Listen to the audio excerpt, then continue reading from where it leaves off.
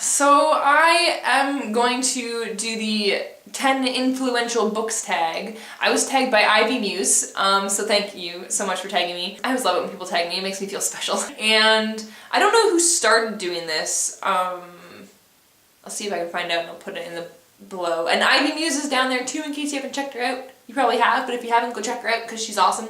And but it was something that was going around Facebook for a while, I know, and what you originally were supposed to do was list the 10 most influential books that you've read in your life without any reason. But then a lot of people on YouTube have been giving reasons. And I think I want to give a little bit of a reason just because it's true. When I've watched the people doing it who aren't giving reasons, I'm like, why is that an influential book? Tell me. So I'll give little reasons. Okay, so here we go. First book is any of the Amelia Bedelia books. Probably the one where she has to draw the drapes and dress the turkey. I hope those ones are in the same book. But if you haven't read any Amelia Bedelia books, they're very young reader books. They're for like 6-year-olds. But they're not, they're picture books, but they're thicker. It's almost like a mini novel with pictures. Like they take a little while to read, like probably a good 20 minutes or something to read a book. And they really made me feel grown up when I read those and when I read them with my parents because they weren't just your traditional picture book. And they were also hilarious and teach you that things can be taken more than one way. I think the second book is The Outsiders because that was the first book that I had to read for school that I really thought I was going to hate and I ended up loving. And it's the first book that I read more than once. Silverwing by Kenneth Appel, or Appel, I don't know how you say his last name. That was the first book that I actually really remember like loving and being like, oh my gosh, this book is amazing, and like wanting to tell people about it. And I actually asked my grade 6 teacher if I could do a little presentation about it in front of the class. Like it wasn't like we had to do a book report. I just wanted to tell people about this book. Tell No One by Harlan Coben. This was the first book that I ever read where I really felt a connection with the characters. A lot of the times before that when people said that they read a book where the characters were really strongly written, I didn't understand what that meant. And I was like, what do you mean the characters were strong? What does that mean? And then I read Tell No One and I fell in love with the main character, Beck. I wanted him to be real and my age so that he could be my boyfriend. And that was the first time that happened to me.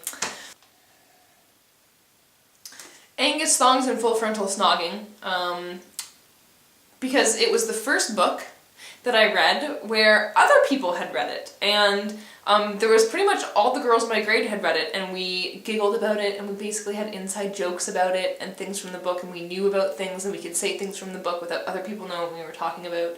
And it just kind of felt cool, and it was like the first time that it was almost like I was a part of this little community inside of a community, like it was just at school, but you know, like we were both like the same thing where we didn't think that other people would, so we both got excited about the same things, so that was fun. Harry Potter and the Prisoner of Azkaban, just because I think it was my favorite one of the series, and I made my mom read it, and it always sticks in my head. I always remember that I made my mom read the third one, and I was like, you don't need to read the first two, you've seen the movies, read the third one, it's awesome.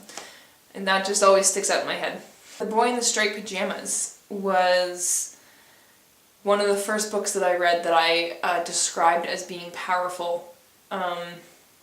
I sobbed when I read that book, and my mom was reading that to her grade 8 class and then made me read it. And after I got to the end, I was like, you read that out loud to your class? You read that out loud? And she was like, oh no, I had to stop reading. And I was like, okay, because I would have been a mess. I feel cliche saying it, but The Fault in Our Stars was just because it's so wonderfully written about such like a depressing topic, and it's still able to be uplifting and funny and inspirational in ways. It's nice to read a book about people who are basically like doomed to their life, but they are able to live their life anyway in spite of it, and just enjoy their life and not let certain things get in the way of them still doing what they want to do, even if it's something that might kill them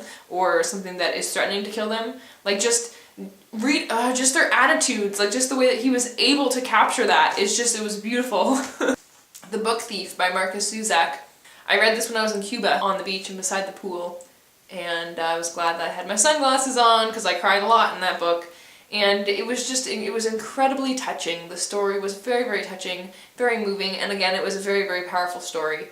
So just something that just, when the only way that you can describe it is that it's powerful, it's just that says it there.